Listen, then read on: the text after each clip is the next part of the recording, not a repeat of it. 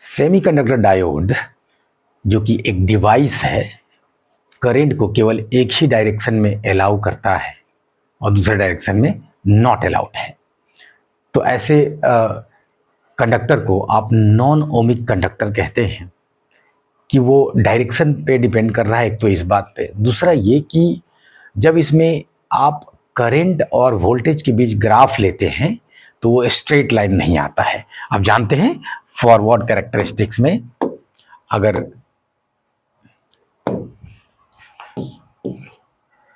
Forward current लेते हैं तो कुछ इस प्रकार का ग्राफ मिलता है और रिवर्स में ना ही मिलता है।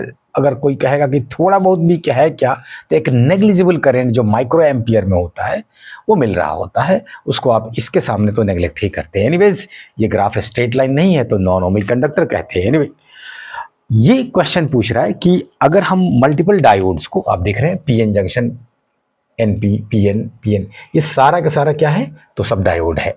डायोड नंबर 1 2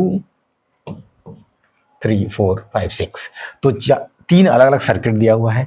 डायोड का कॉम्बिनेशन किया जा रहा है।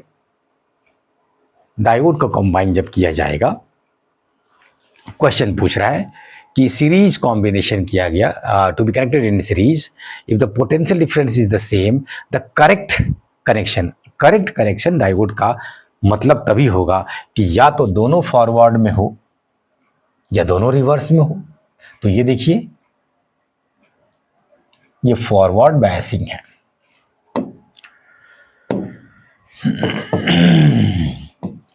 और वो ये रिवर्स बायसिंग में है, ठीक है ना। ये जरा देखिए, तो पहला वाला तो फॉरवर्ड में दिखाई दे रहा है लेकिन दूसरा वाला जो है रिवर्स हो गया है, तो फिर ये कॉम्बिनेशन आपके काम का नहीं है, इसलिए सीरीज कॉम्बिनेशन को रिप्रेजेंट नहीं करता है ये। तो केवल 2 और 3 जो है वो रिप्रेजेंट कर रहा है सीरीज कॉम्बिनेशन को। पहचानना बहुत आसान है कि सीक्वेंस मिलना चाहिए पी एन पी एन या एन पी एन पी।